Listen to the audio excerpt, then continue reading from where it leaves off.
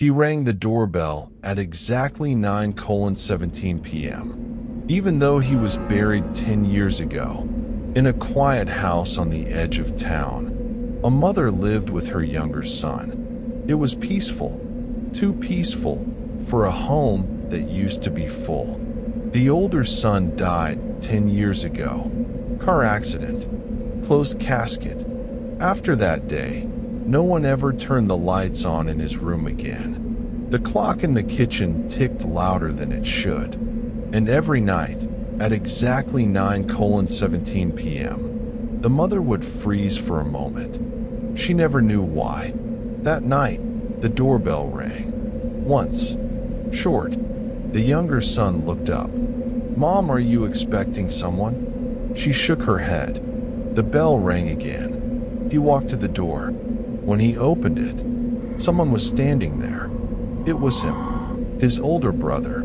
Same face, same jacket, even the small scar above his eyebrow. "Hey," he said softly.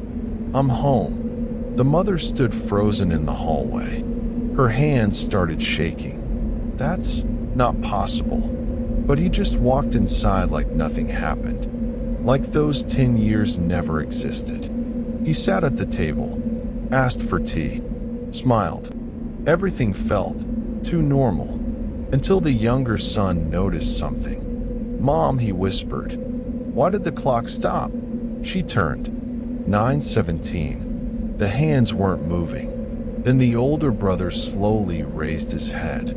His smile stretched wider.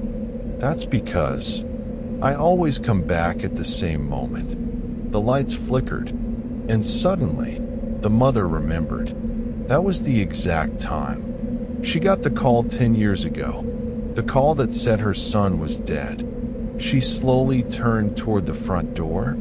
It was locked from the inside. "You didn't come in," she whispered. He looked at her and quietly said, "I never left." The next morning, the neighbors called the police. The doors were still locked from the inside. They found only two people in the house, the mother and the younger son, but in the old bedroom, the one no one had entered for 10 years. They could hear footsteps, slow, careful, like someone was still there.